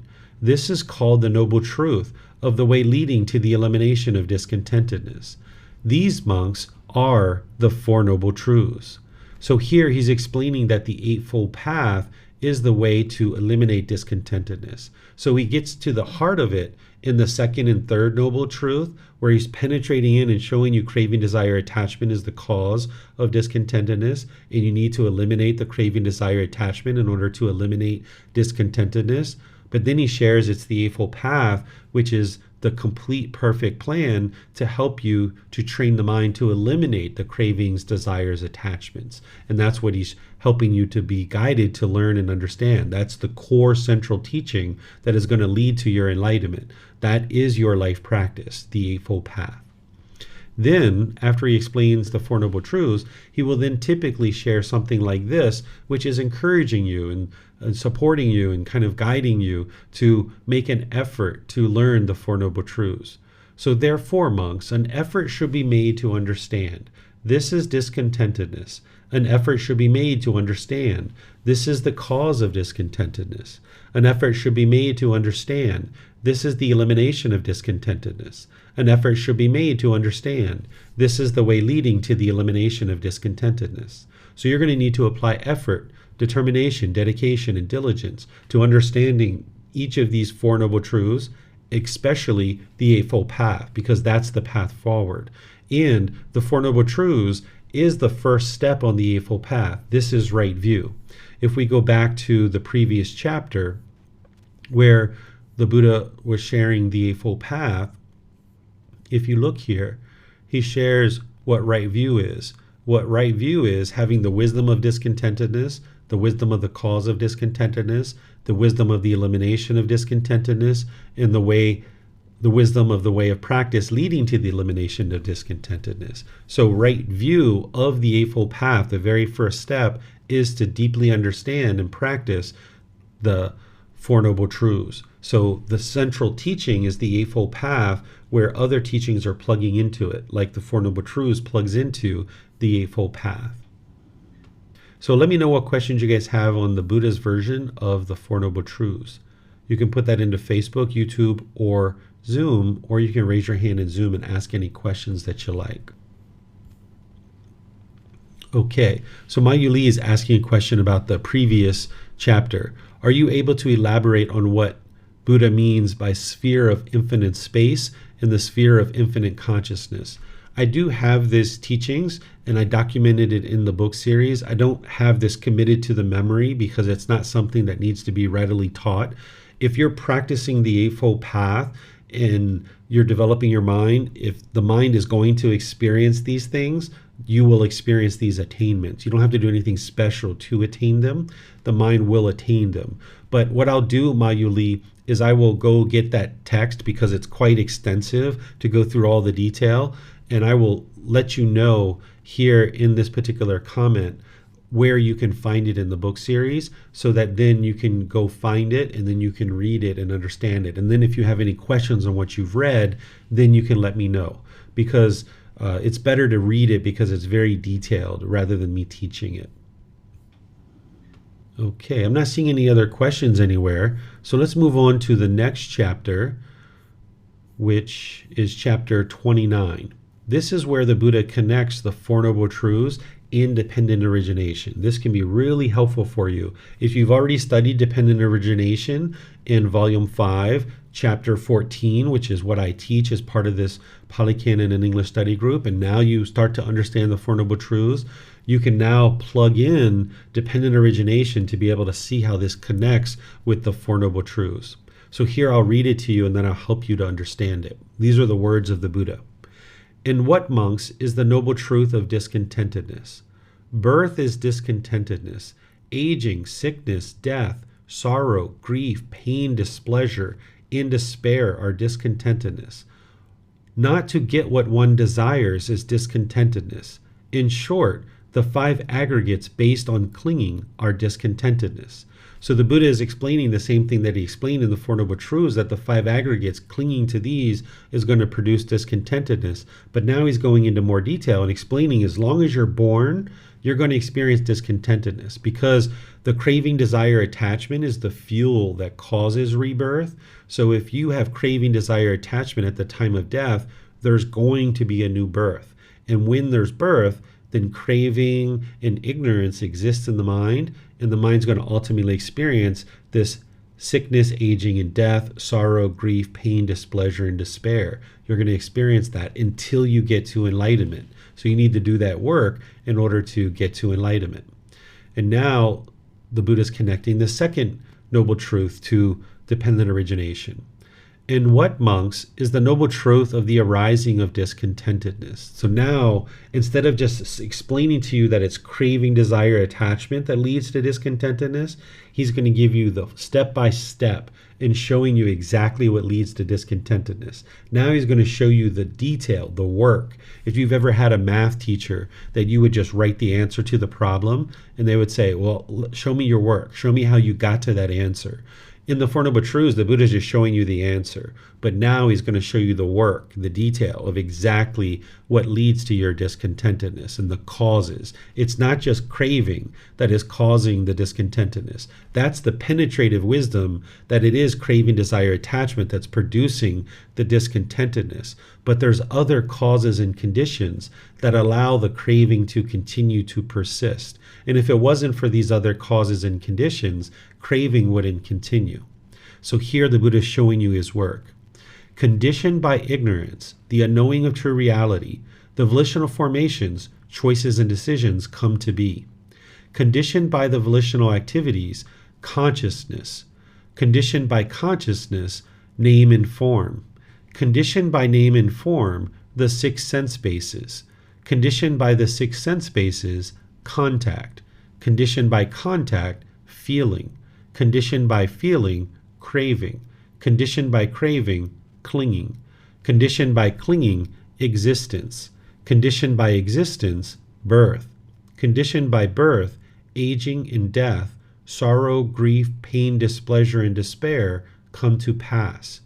This is the arising of the whole mass of discontentedness. This, monks, is called the noble truth of the arising of discontentedness. So here, craving is what you learn in the Four Noble Truths. And then you go deeper into a teaching like dependent origination to see all the causes and conditions that are leading to craving. Namely, this ignorance or unknowing of true reality. That's why your ultimate goal is to cultivate wisdom. You're not believing any teachings on the path to enlightenment. You're learning, reflecting, independently verifying, you're practicing. Because wisdom is the exact opposite of ignorance. If you can get to wisdom, you can completely unravel and dismantle all the causes and conditions that are leading to discontentedness and that are leading to continuous rebirth. Because with ignorance in the mind, then you're going to make choices and decisions that are based in that unknowing of true reality, or that confusion, or that ignorance. You're going to be producing unwise decisions that then produces unwholesome karma. And as long as you're producing unwholesome karma, you're going to need to experience that, either in this life or some future life. And now with those volitional formations or volitional activities, now there's going to be a new consciousness that is formed. When that new consciousness is formed and created, then it's going to take up a name and form. What name and form is this is the physical body. The Buddha goes into detail in dependent origination explaining what name and form is, but you can essentially think about it as the physical body. This is the mind and the physical body coming together to now form an actual being. And now when that being is formed, there's going to be these 6 sense bases: the eyes, ears, nose, tongue, the body, and the mind itself. There's now these 6 sense bases that are formed and created. And then when you experience contact through those 6 sense bases, you will then experience either pleasant feelings, painful feelings, or neither painful nor pleasant. The first time you experienced a pleasant feeling based on contact, the mind really enjoyed that pleasant feeling, and now the mind starts forming craving, where the mind is longing and yearning for those pleasant feelings. And then the mind starts clinging to all of these things, wanting this permanence. Then, because of that clinging, you experience continued existence over and over and over again. So there's birth that is experienced. And once there's birth, then there's going to be aging and death. That's the impermanent nature, that you can't stay alive permanently. Then if there's birth, aging, and death, along with that, you're going to experience sorrow, grief, pain, displeasure, and despair. This is how all of this discontentedness in this continuous rebirth is occurring. It's because of ignorance that craving, desire, attachment continues in the mind. And then you experience the discontentedness because of that. So the way to unravel all of this is to be able to cultivate wisdom. Because if this condition of ignorance is eradicated from the mind, then you unravel and dismantle this whole entire sequence of events. That when this cause or condition of ignorance doesn't exist, then when you replace that with wisdom, now you will make choices and decisions based on wisdom, and you will create wholesome Gama, or wholesome results. And the causes and conditions for consciousness to continue in the world no longer exist. You will no longer take on a name and form. You will no longer pick up a physical body, and you will no longer develop the 6 sense bases. There will no longer be contact through those 6 sense bases. So therefore you won't experience the discontentedness because you've extinguished birth. There won't be any cravings in the mind. There won't be any clinging. There will no longer be existence. There will no longer be birth. So therefore you won't experience aging and death, neither sorrow, grief, pain, displeasure, or despair. So you will have completely dismantled this by fully cultivating wisdom. So that's how discontentedness arises. Then the Buddha is explaining in the third noble truth the elimination. So now he's going to show you the dismantling of dependent origination. In what, monks, is the noble truth of the elimination of discontentedness? From the complete fading out and ending of ignorance, unknowing of true reality, comes the ending of volitional formations, choices, and decisions. This is what I was just sharing with you. From the ending of volitional formations, the ending of consciousness. From the ending of consciousness, the ending of name and form. From the ending of name and form, the ending of the 6 sense bases. The ending of the 6 sense bases, the ending of contact. From the ending of contact, the ending of feeling. From the ending of feeling, the ending of craving. From the ending of craving, the ending of clinging. From the ending of clinging, the ending of existence. From the ending of existence, the ending of birth. From the ending of birth, aging and death, sorrow, grief, pain, displeasure, and despair comes to the ending of this whole mass of discontentedness. This, monks, is called the elimination of discontentedness. So I've already explained that to you through the previous text. Now the fourth noble truth. This is the solution. In what, monks, is the noble truth of the practice that leads to the elimination of discontentedness? It is just this noble eightfold path: right view, right intention, right speech, right action, right livelihood, right effort, right mindfulness, right concentration. This is called the noble truth of the practice that leads to the elimination of discontentedness. So that's the complete perfect plan that is going to awaken the mind to enlightenment. When you learn each one of these steps and you dial them in closer and closer, this is where the mind becomes fully awake and having eliminated all discontentedness. Because by making decisions through the Eightfold Path, you're making wise decisions. You're no longer making ignorant decisions, or you're no longer having that unknowing of true reality or confusion or misunderstanding. So when you fully are making decisions through the Eightfold Path, and you do that for an extended period of time, you're going to be producing more and more wise decisions that then creates more and more wholesome Gama. I talk about this like in the past, when we lacked the wisdom of the Eightfold Path, we were putting mud into the garden hose. And then when you learn the Eightfold Path, it's like hooking up the garden hose to a faucet and now opening that faucet and putting clean water through the garden hose. And more you spit out all this dirty water, or you spit out and extinguish all this unwholesome karma that has been created due to the lack of wisdom from the past. And now when you extinguish all those unwise decisions by making wise decisions through the Eightfold Path for an extended period of time, you'll eventually get to the point where you've eliminated all the pollution of the mind, and now the mind will be peaceful and joyful. You'll have extinguished all your unwholesome karma through training the mind and through making only wise decisions in the world. And now you'll only experience wholesome results coming back to you because you're no longer making unwise decisions. So let me know what questions you guys have on this chapter. This is the Four Noble Truths, independent origination being put together so you can see the real detail and the real work of what leads to your discontentedness and the actual solution.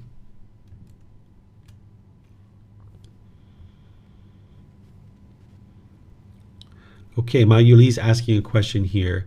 With ignorance as condition, although we cultivate wisdoms through reading, understanding, reflecting, and practicing the sutta, we will need to fully practice the Eightfold Path in order to eliminate ignorance. Is that correct? Yes, 100%.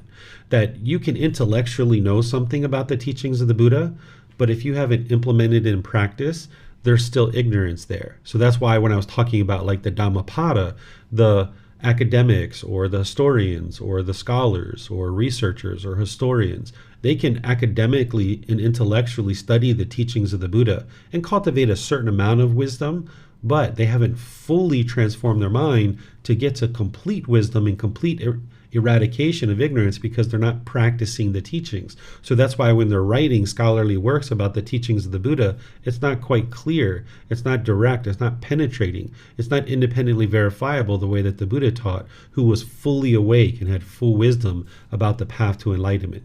So in order to get to enlightenment, in order to eradicate and eliminate ignorance, you need to fully cultivate wisdom, which is the Eightfold Path.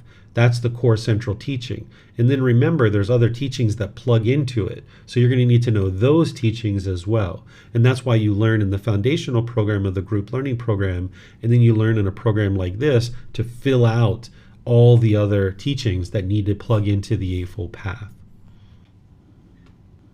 Okay. So it looks like that's all the questions here. So let's move on to the next chapter, which is chapter 30. This is the last one for today. Here, this one is titled, "A Stream Enter is Worth More Than Being a Wheel-Turning Monarch." So let me explain to you what a wheel-turning monarch is, and then I will read this chapter for you. A wheel-turning monarch is an individual who is a ruler during the lifetime of the Buddha, who is maybe a king or a queen who's ruling over a population, and they're making decisions based on the teachings of the Buddha. A stream enter is somebody who's gotten to the first stage of enlightenment. They've eliminated the first three fetters, and they've acquired other wisdom as well, but they've eliminated these first three fetters. So now the Buddha is going to explain to you how someone who's in the first stage of enlightenment is more beneficial to the world than this wheel-turning monarch who is ruling over a population of people and making decisions based in the teachings of the Buddha. Monks, although a wheel-turning monarch, having exercised supreme sovereign rulership over the four continents, with the breakup of the body after death, is reborn in a good destination, in a heavenly world, in the company of heavenly beings of the heavenly realm, and therein the Nananda grove, accompanied by an entourage of heavenly nymphs. He enjoys himself supplied and endowed with the five chords of heavenly sensual pleasure. Still, as he does not possess four things, he is not freed from hell, the animal realm, and the realm of afflicted spirits, not freed from the plane of misery, the bad destinations, the nether world. Although monks, a noble disciple maintains himself by lumps of alms food and wears rag robes, still, as he possesses four things, he is freed from hell, the animal realm, and the realm of afflicted spirits, freed from the plane of misery, the bad destinations, the nether world. What are the four? Here, monks, the noble disciple possesses confirmed confidence in the Buddha thus: The Tathagata is an arahant, perfectly enlightened, accomplished in true wisdom and conduct, fortunate knower of the worlds, unsurpassed leader of persons to be tamed, teacher of heavenly beings and humans, the enlightened one, the fortunate one. He possesses confirmed confidence in the teachings thus. The teachings are well expounded by the perfectly enlightened one, directly visible, immediate, inviting one to come and see, applicable, to be personally experienced by the wise. He possesses confirmed confidence in the community thus. The perfectly enlightened one's disciples is practicing the wholesome way, practicing the straight way, practicing the true way, practicing the proper way. That is, the 4 pairs of persons, the 8 types of individuals. This community of the perfectly enlightened one's disciples is worthy of gifts, worthy of hospitality, worthy of offerings, worthy of respectful salutation, the unsurpassed field of merit for the world. 4.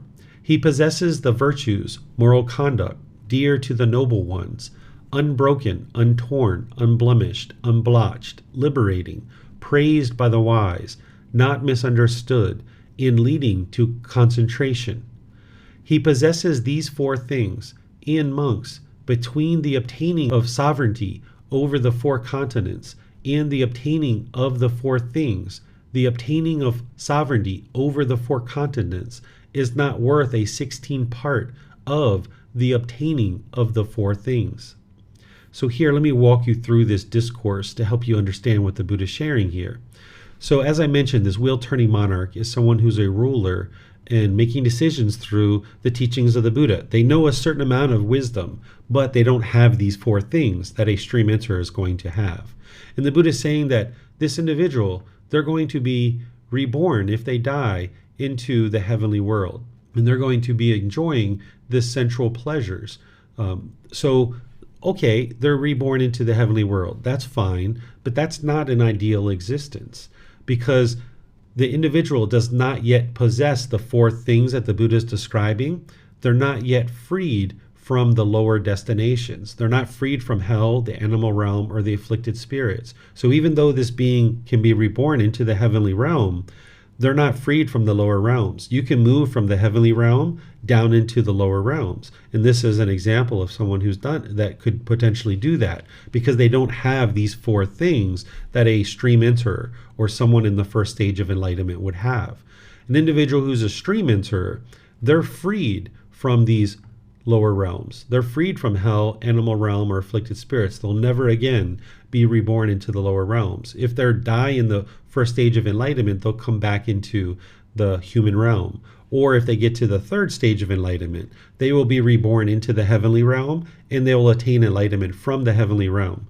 So heavenly beings can attain enlightenment, but oftentimes they don't, because they're complacent. So if an individual is just reborn into the heavenly realm, they're not yet freed from the lower realms. But if someone gets into the 3rd stage of enlightenment and is reborn into the heavenly realm, they're actually free from the lower realms. They will experience enlightenment in that existence in the heavenly realm. But that's not ideal. That's not what you're interested in. What you would like to do is get to enlightenment in this life. Get to the 4th stage of enlightenment in this life, so you're not reborn into any of these realms. So here, these are 4 qualities that an individual would need to cultivate, among other things, in order to experience the first stage of enlightenment. They would need to have confidence in the Buddha. They would need to have confidence in his teachings. They would need to have confidence in the community. And they would need to have this virtuous moral conduct. Essentially, what the Buddha is talking about here is someone who has eliminated doubt and somebody who's eliminated wrong behavior and observances, those 2 fetters. But of course, this isn't the only thing that you need in order to get to the first stage of enlightenment, but this is just one aspect of it. By having confirmed confidence in the Buddha, you would gain that on your way to the first stage of enlightenment, because as you're experiencing the jhanas and you're seeing the improved quality of mind, before you even get to the first stage of enlightenment, you will experience a reduction of discontentedness. By the time you get to the first stage of enlightenment, there'll be a significant reduction of discontentedness, and you will have eliminated all your doubt. That you will know that the Buddha lived, that he was enlightened, because here you are learning his teachings, and it's improving the condition of your mind and your life, that you will have this confidence in the Buddha. Then you will have this confidence in the teachings, that they are indeed leading to your enlightenment. You're not enlightened yet at this point, but you have confidence in his teachings.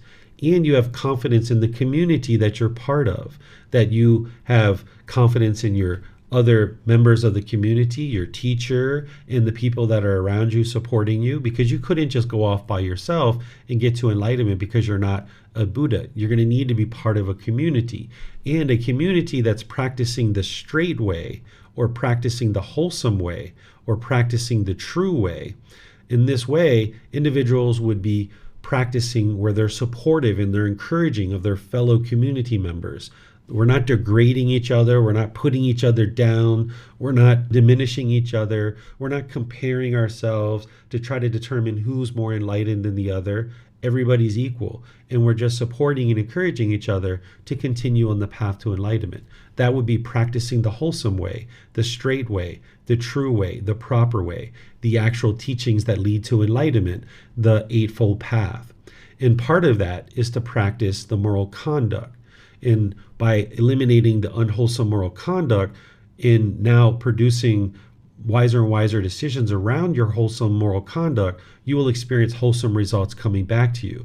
When your mind's confused, when you're having misunderstandings, when you're not sure about the moral conduct that you should have in any one particular situation, your mind will be muddled and confused. But when you're practicing and you can see clearly the wholesome moral conduct from the Eightfold Path and all the other teachings the Buddha explains and shares with you, you won't misunderstand these teachings because you'll be able to independently verify them for yourself through your own direct experience. And having gained that clarity and having eliminated a certain amount of ignorance and the wrong behavior and observances, it will produce more concentration in your mind, because by eliminating more and more pollution, you'll see more and more focus, concentration, clarity of mind, and deep memory coming into the mind. And part of that is to improve your moral conduct. If you are meditating for 23 hours a day, but you went outside and you were harsh and bitter and hostile with people, your mind's going to be cluttered. You're going to have a muddled mind. You're not going to have a peaceful and joyful mind and a peaceful and joyful life. So you can't meditate your way to enlightenment. You need meditation, but you need to improve your moral conduct. And through learning, reflecting, and practicing the teachings around moral conduct, you'll become very clear of what is the moral conduct that leads to wholesome results in your life, because you'll be able to see it through your own direct experience of you'll make a decision and then you'll observe the results. You'll either experience wholesome results or unwholesome results. That's the Gama coming back to you. The Gama is the most unbiased teacher that you'll ever find. So when you're making decisions in your life, if you can observe the results that you experience from that decision, then you will know whether you're experiencing wholesome Gama or unwholesome Gama. And more, you can observe the wise decisions that's going to produce wholesome Gama and just keep doing those things more and more readily. And that's what will produce the elimination of unwholesome Gama, because you're no longer making unwise decisions, you're only making wise decisions. So you're going to need to clean up your moral conduct. And the Buddha would focus people on this very early in their practice. So right speech, right action, and right livelihood are all things that you would like to clean up. And all of that is emanating from right view and right intention. You need to cultivate that in order to produce the moral conduct of right speech, right action, and right livelihood. So let me know if you guys have any questions on this particular chapter, because the Buddha is explaining that this first stage of enlightenment of a stream enter is essentially more beneficial in the world than this wheel-turning monarch, because this stream enter has a certain amount of wisdom that can then help other people. And this would help the world to become a more peaceful, loving, and kind place. Any questions on this chapter? Okay, looks like Francis has a question. Go ahead, sir. Okay, I came across this sentence pertaining to the context of the dream enterer. what is the meaning of the seer and the doer of the deathless? So this, to me, is very confusing. Could you just share your guidance on this one or thoughts on this one? Yeah, can we look at that privately, Francis? Because since it's not here in this particular discourse, I would like to look at the entire discourse that you're looking at, and then I can give you better details on that discourse. What do you mean? Can we talk maybe out in class, and then if you'd like to stay in Zoom, Okay, sure. if you'd like to stay in Okay, Zoom, I'll we do can that. talk now, or we can talk sometime in the future. Sometime in the future, I will just go back to the paragraph that I came across in the context of the suttas and all that. Then we can talk about it later. No problem. Okay. Sure. And if you'd like to send me the reference to the discourse, then I can look at it, and then I can talk privately through Messenger, even if you'd like, and I can explain it to you there, or we can get on Zoom and I can help you that way. One question that came to me was this one relating to your class in January 2nd. Is that a one-day class on the Noble Eightfold Path, or is it a 5 days program? The January 1st through January 5th, this is a Foundation in the Path to Enlightenment course. It's Monday through Friday from 9 a.m. to 3 p.m. Thai time. And the part that we're going to live stream is the Monday through Thursday. The 5th day here in Chiang Mai, we go out on a tour, and I tour students around to various temples and teach them through the artwork, architecture, and the symbolism of the temples. But Monday through Friday, or Monday through Thursday, I'm going to be live streaming that, and you can also log in through Zoom, where you can learn the foundational teachings. You can see the content that I'm going to be teaching in that course on our website. I detail there on the classes, courses, and retreats exactly what I'm going to be teaching in that course. So if let's say I can't come physically, so I follow over Zoom is from 9 to morning to about 3 to 5 in the afternoon. It's from 9 a.m. to 3 p.m. and we're going to be taking breaks and a lunch break as well. And it's going to be in Zoom, and it's going to be live streamed as well. So the January course will be live streamed, so you can watch the recordings of that. But now going forward, all the courses that I teach here in Chiang Mai at the temple, I'm going to have Zoom on. So any of the classes that I'm teaching here, you'll be able to log into Zoom and watch and participate in as well. So even like this week on Monday, I'm starting a course called Harmony in Relationships. And you could even attend that one, or any bits and parts of it that you would like to attend. Okay, thank you. Yes, you're welcome. Based on the support that you guys have been providing, I've been able to offer this now to be able to allow students to log in and participate in the classes, courses, and retreats at the temple, and then those that I do from here at home as well. Okay, let me just check if there's any more questions. I'm not seeing any questions anywhere. So what I'll do is just in class, by thanking all of you guys for deciding today is a day you'd like to learn and practice the teachings of the Buddha, and invite you to come back and learn in future classes, courses, and retreats, because we have the Sunday, Wednesday, and Saturday classes that are continuous and ongoing. And then we have classes throughout the month and throughout the year that are courses and retreats that you can attend either here in Chiang Mai, or you can attend online through Zoom, or in some cases we're actually live streaming them as well, and you can access them as recordings. So thank you all for joining for today's class. If you would like to attend a future class, the Pali Canon English Study Group, we're going to be studying chapters 31 through 40 in our next class.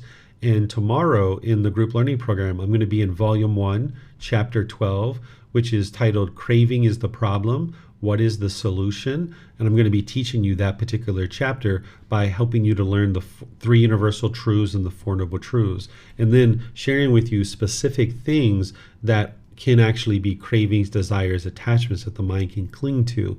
And then I'll be using those examples to help you be able to identify them. When we talk about chapter 13 a week from now, then I'll teach you how to go in and surgically remove these.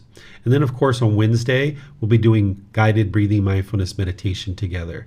So perhaps I'll see you guys in one of these future courses. Have a very lovely and wonderful rest of your day. We'll see you next time. Sawadee krap. Thank you for listening to this podcast. To provide support for this podcast, visit patreon.com/support Buddha. To access more teachings, visit buddhadailywisdom.com. There, you will discover a full range of courses, retreats, and online resources to assist you on the path to enlightenment. Remember to establish a daily, consistent meditation practice, along with learning and practicing these teachings. A well-developed meditation practice is the foundation in which to train the mind to attain enlightenment.